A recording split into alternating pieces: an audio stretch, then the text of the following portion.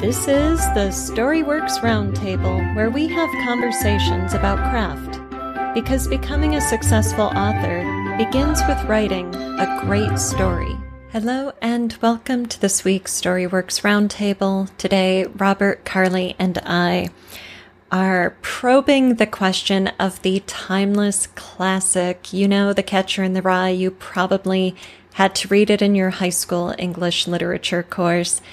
Well, has it stood the test of time? What made it innovative when it came out? And should we continue to put it into the hands of young readers, or has its time come and gone? I hope you enjoy this episode, and then come hang out with us on social media. Let us know what you think about that question. One, The Catcher in the Rye. What was your experience with that book? And two, is there truly such a thing as a timeless classic? And if so, what makes a story timeless? Enjoy this week's show. I just recently finished rereading Catcher in the Rye, The Catcher in the Rye by J.D. Salinger. And I first read the book when I was a teenager, let's say 17, 18, something like that. But what prompted me to give it a look again now as a 30-something-year-old was I got a text from a friend who said, I just finished Catcher in the Rye, and I got to ask you, what makes it a classic? Why is this book a classic? Which led me to believe that he didn't think it was that great or classic worthy. And this was coming from a friend who is not a writer, who is, a reader, an accountant by day, and I was fascinated by the question, what makes this book a classic? And I couldn't remember from how long ago I read it. Right. So instead of giving him some sort of, BS about, or quick Google up some literary criticism on it and claim it as my own, I thought, well, I'd like to try to remember what first of all, some of the details of the book, but then what I saw in it before, what I see in it now, all these years later. And it was very interesting. For the first half of the book, I was kind of in the camp of my friend, thinking, boy, I don't remember why this is good. I wasn't particularly drawn in by Holden, by the voice of the narrator, Holden Caulfield, who's a 16 or 17-year-old young man. And I got thinking about it. So I kind of shifted from my reader hat to my writer hat and thought, well, what's going on here? Or what isn't going on here? What's not working for me? And I realized as the book, well, let me get ahead of myself here. As I read on, I liked the book a lot more. And I remember, and I saw some really masterful craft things happening that I did not notice as a younger reader. But I think remembering that the book had left an impression on me all those years ago, that those were effective craft moves. Those moves worked. And I felt drawn into the story then. I think what turned me off early on in the book was the voice. I wasn't really connecting with Holden's voice. And as I learn later in the book, and what I kind of remembered is, so much of his narration early on, so much of his voice is posturing. It's covering, so on the surface, there are these things that are happening in Holden's life. It appears that the main conflict is that he's just gotten kicked out of yet another prep school. So he, the action in the story, the inciting conflict is he realizes he's being kicked out. And so then he starts on this journey, takes the train into New York City, and has this big couple of days in New York City, which happens to be his hometown. So involves also him revisiting his home where his family is. But through what drew me in was not the idea that, oh, this boy's in trouble, he just got kicked out of school. I was certainly turned off by his bravado and his kind of angsty teenage way of speaking and thinking.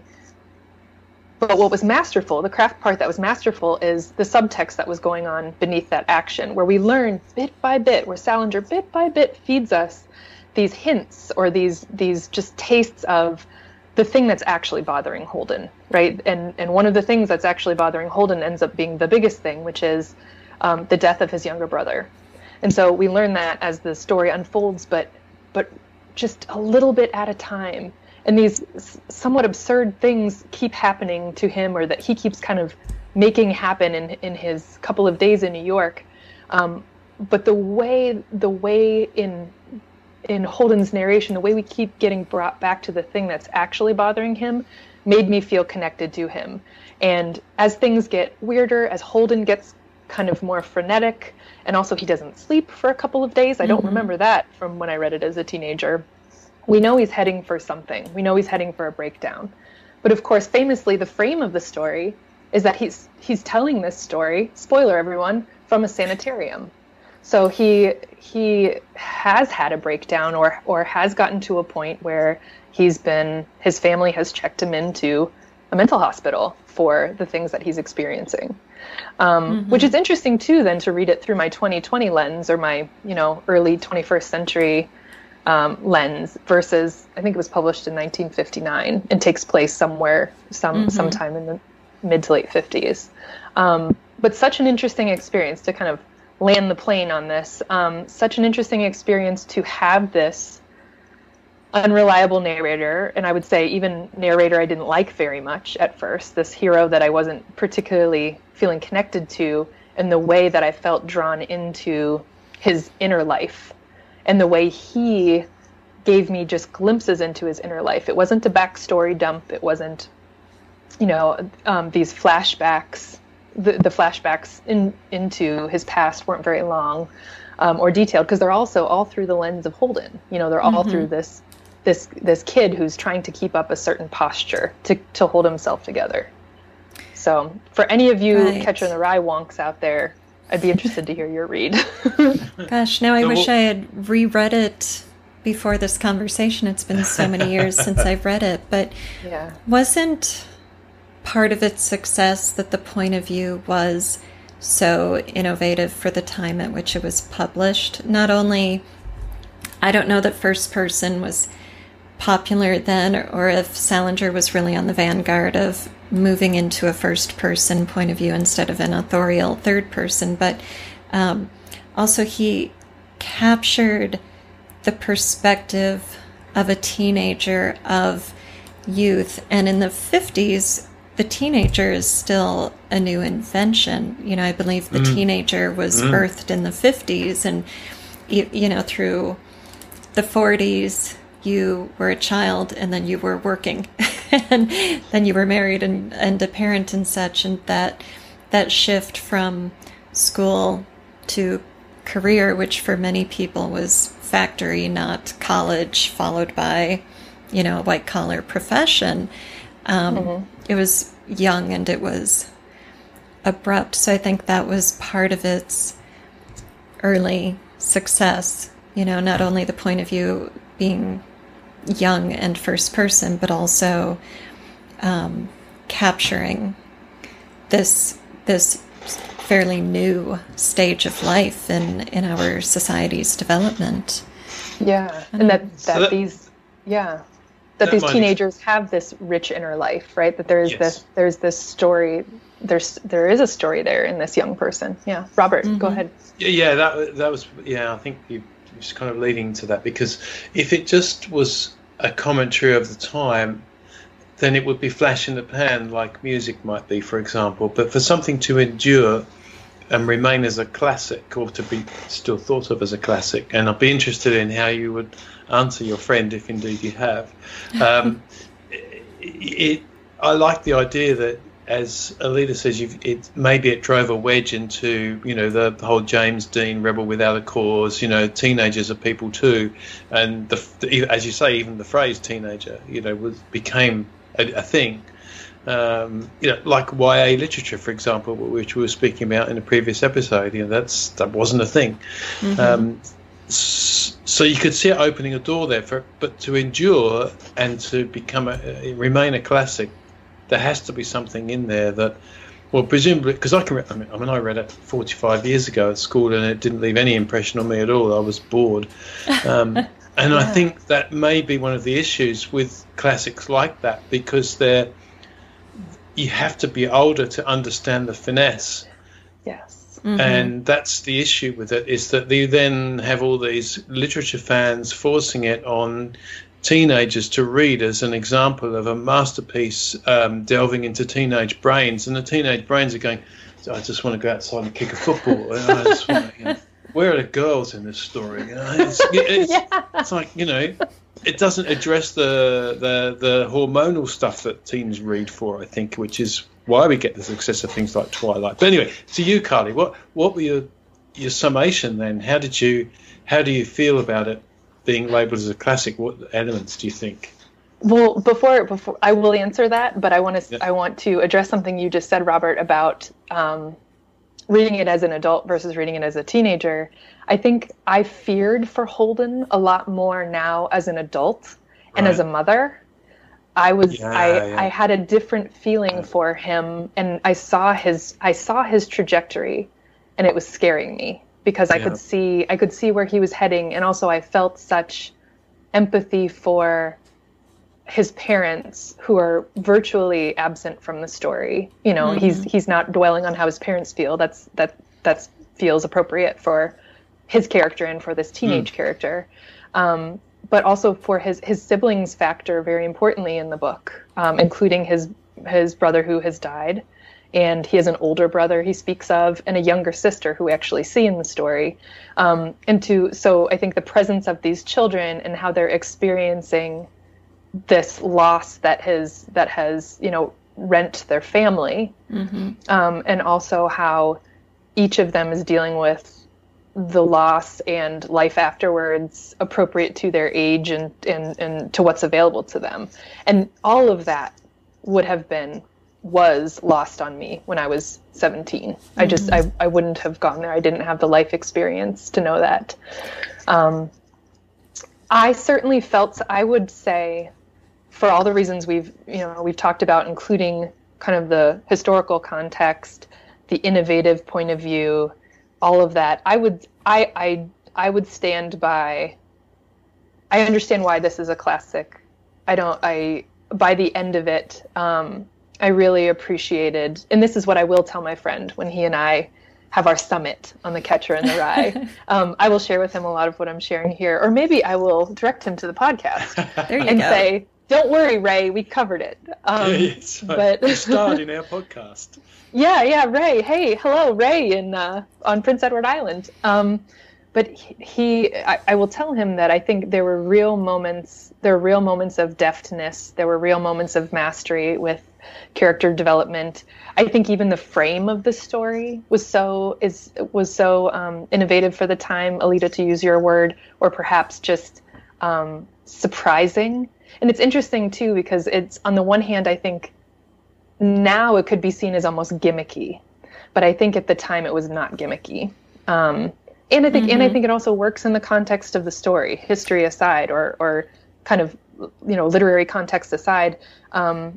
The frame that Holden is telling this story to, we imagine, a mental health professional on the other side of the table or the other side of the desk. It's a pretty interesting conceit. I don't know. We know he's talking to someone directly. He's addressing someone directly in the beginning, and alludes to being in this place and that his older brother comes to visit him sometimes. But it really isn't till we get toward the end of the book that we understand maybe where he really is. Mm-hmm. Right. I wonder if Salinger got that idea from The Great Gatsby, because Nick Carraway is in a sanatorium resting after the trauma of Gatsby's murder, which was after the trauma of the hit and run they were all involved in, and all of the shenanigans of The Great Gatsby. But that has the same frame, not that Nick was institutionalized, but that he chose to go somewhere he could have quiet and recover. So more of a health rest home than we're locking you up. But it is that same frame. Another thing about the point of view is the voice. It captured not only youth, but that Holden is fractured. So we have that sense you were talking about, Carly, of impending, doom is too strong of a word, but that break that is coming. And, we fear for this boy as he gets closer and closer to that edge. I think I was in high school when I read it, but unlike Robert, I wasn't bored. I still hold the image of that Holden describes at the end of being on a cliff in a field and children running toward the cliff, and you're trying to be the catcher in the rye. I still hold that image that's associated with the title. I don't remember who said this to me, but it was a teacher of English in a different country. And he had assigned The Catcher in the Rye to his students, and they didn't believe that anyone spoke that way. Because when they were learning English in the classroom or watching American TV or movies, nobody sounded like that. And so, I think I haven't forgotten that little tidbit of information, because the way Salinger captured this individual's voice and this voice of youth in that time is so exceptional. That's a huge piece of craft right there, Mm-hmm. Mm-hmm. If you're listening to this podcast, you are probably a writer, and you've maybe heard me talk about the StoryWorks reading series. It is the new branch in the StoryWorks family tree. It is a literary journal podcast. That's right, a hybrid, a literary journal for your ears, with a print anthology at the end of the year of the best of the podcast. I am open for submissions, and I want to see your best prose right now. Get it to me before the holidays, people. I am taking both fiction and creative non-fiction. You can read the guidelines and submit your work at storyworkspodcast.com/submit. What are you waiting for? It's time to see your stories published and sit on the other side of this microphone from me. Have a conversation about your story craft. So who would you recommend it to now? Should it still be studied in school? I mean, that's a broader question, but Yeah. That's a great question.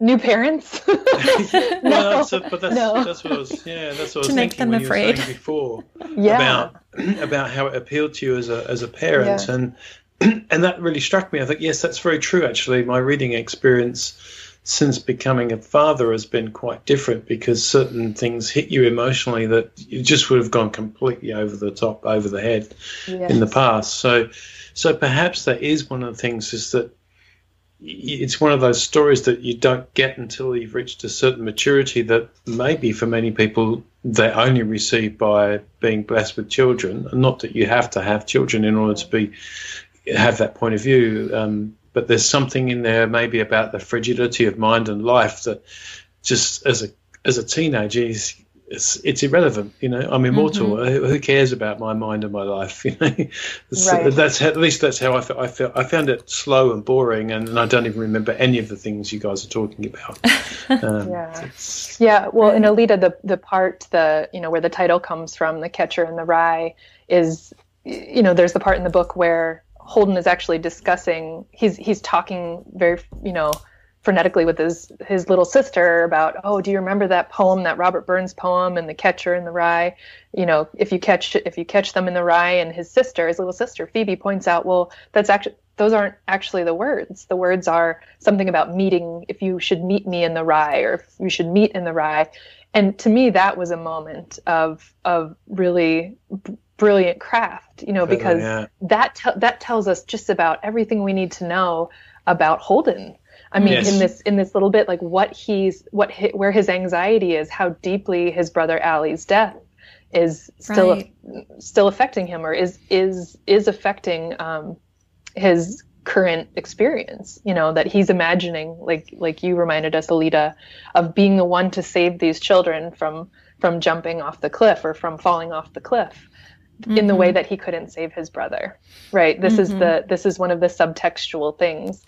And this is coming in kind of this like almost wacky, very fragmented, as you said, conversation between him and his sister, who's younger than him, having this, like, it's not a deep conversation, but it ends up revealing so much. And that's something that's interesting. And I'm trying to think of a way to relate this to our conversation about genre from a recent episode. Maybe even it has to do with YA as a category, that there's often some other artistic work, like a poem or a story or another book, that becomes a central theme or touch point or like confluence for the characters in the story. And the John Green book that was mentioned, The Fault in Our Stars, is a Shakespeare reference, right? And I'm thinking of this YA book, Lizzie Bright and the Buckminster Boy, which ends up, it might even be considered a juvenile fiction book, but it's centered around Charles Darwin's writing. So, and using the works of other thinkers or other writers as touch points for the characters that illuminate something about the theme or something about the character development. That's a fascinating thing. I'm having trouble connecting this back with our conversation, but I find it satisfying, I guess.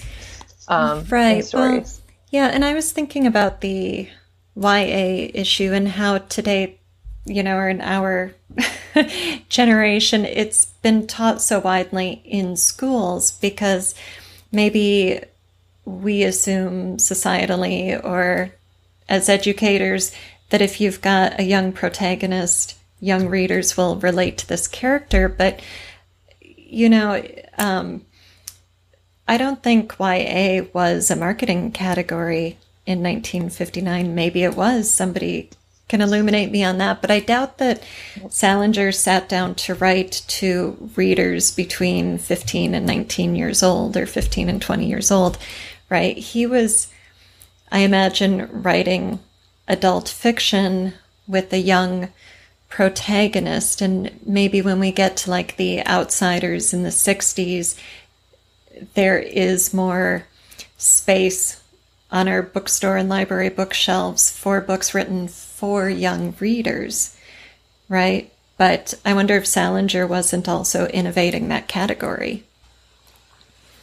Yeah, and I just, for the record, and I think to underpin what you're saying here, the copyright is actually 1945. Oh, 45. I thought you said it came out in 59. 59. I was completely wrong. Oh, yes. wow. No, well, there you go. So that's even more so. Even more so, yes. And I think also so soon after the end of World War II, I think makes a difference here, where we're in this whole new world, right? So I wonder if that has something to do with the way it has stuck around. Right. Salinger dedicated it to his mother, which is interesting. Yeah. 45, putting it in the context of World War II and all of the anxiety the world was feeling because of World War II, not just this one individual with his personal tragedy and his family, but it makes me wonder too. I'm losing my thought now. It's like, oh no, the words are slipping away here. But so Holden would have been at a prep school, so he would have been heading toward college and toward a white collar profession. And so Salinger was illuminating, he was opening the window on this young person's mind and showing us that life isn't perfect, that there is anxiety there, that there are deep emotions, that there is real trouble, real depth, soul deep trauma, even in somebody so young with so much going for him.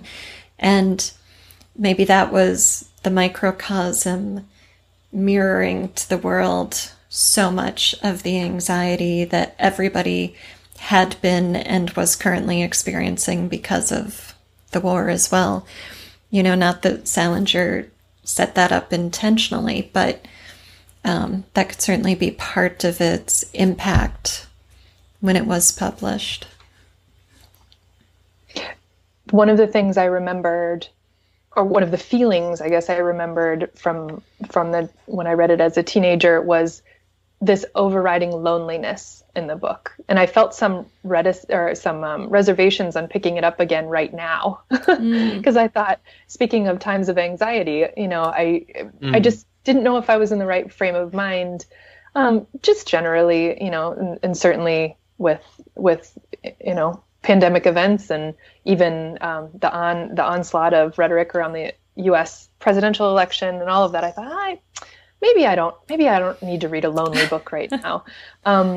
But it was certainly worth it. And I remembered why it felt lonely. And I think for what you're saying, Alita, that there are these soul deep things. And certainly, on the surface, Holden is telling us he doesn't want to be a lawyer like his dad. He doesn't want to do all the things that these lame, that's not a word that's used in the book, that's an anachronistic word, but all these the lame trajectory that seems like all these other guys are taking and that he'll have to take. But where I felt the loneliness most acutely was toward the end of the book, when there is an adult that he encounters many adults in the story, some he knows, some he doesn't, in varying degrees of helpful. And this adult who actually picks up the phone in the middle of the night and says, yeah, come on over, please come over anytime.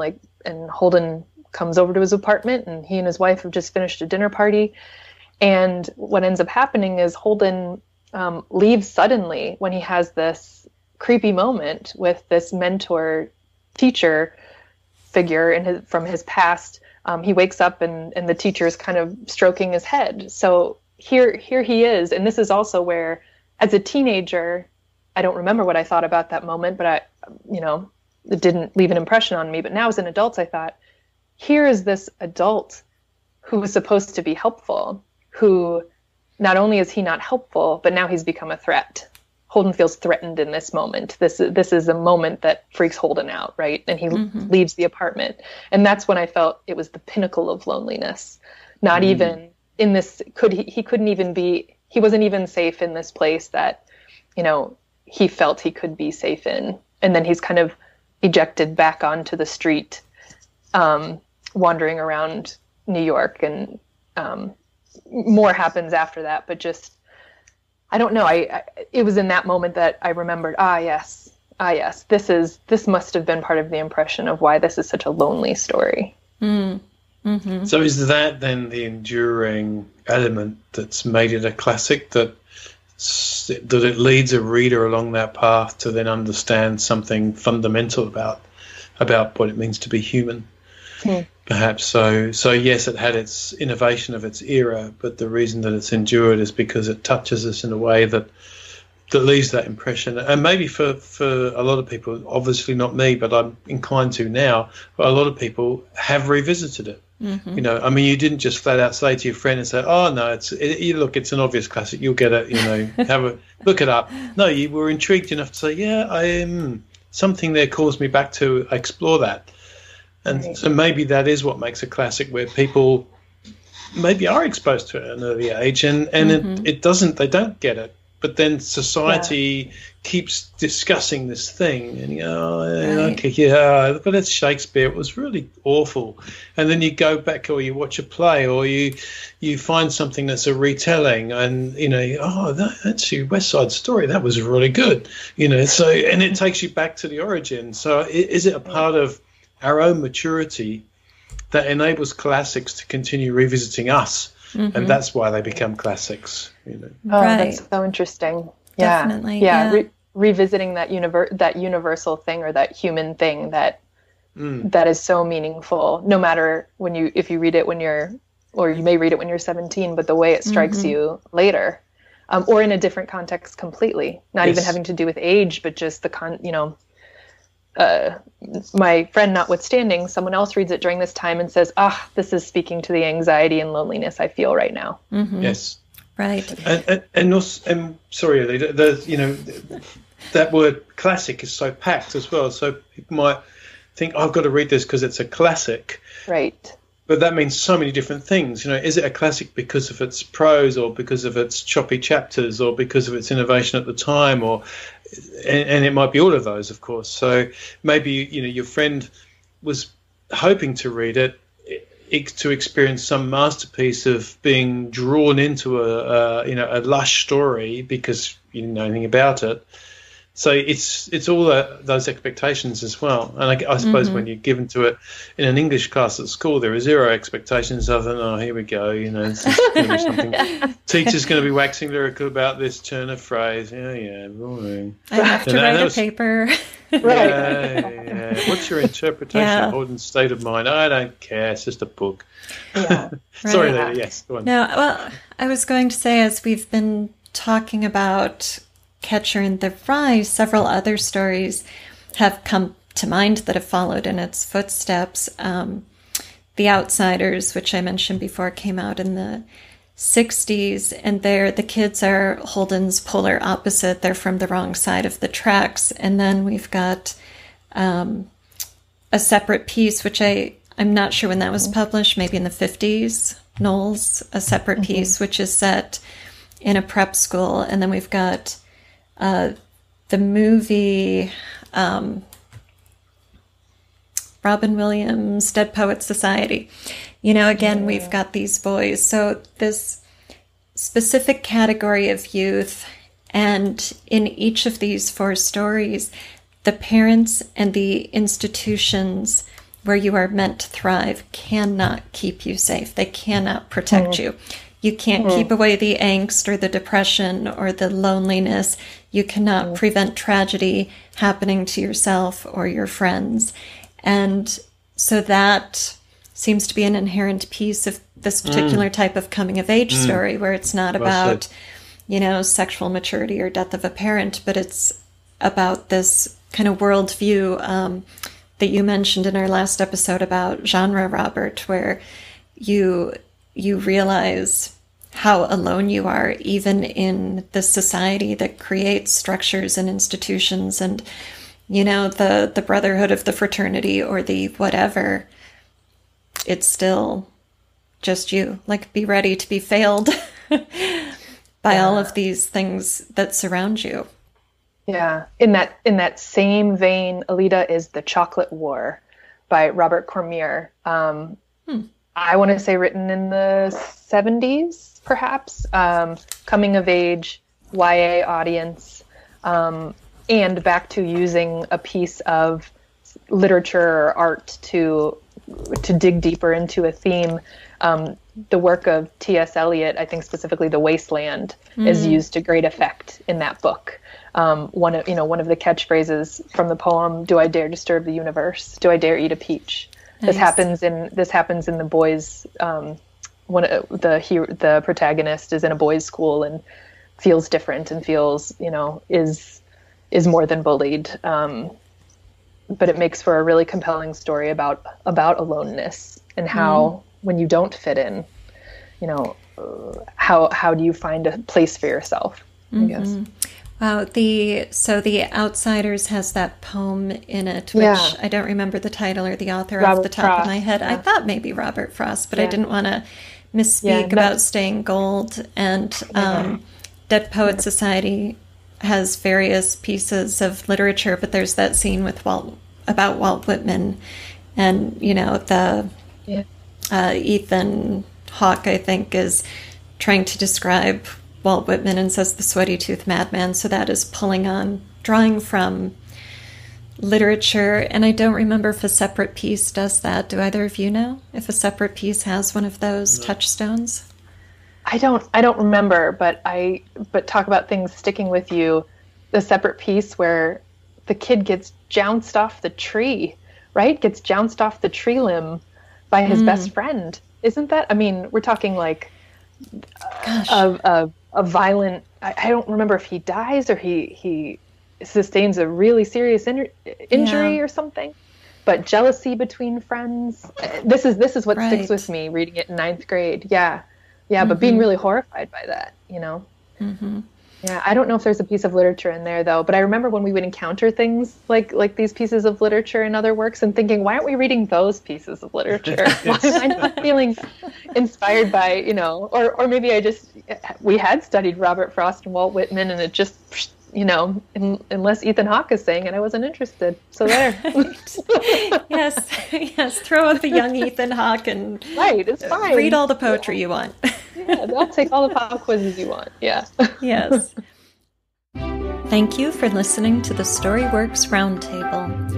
Find all our shows, show notes, and videos at storyworkspodcast.com. I think we should end with the objectification of young Ethan Hawke.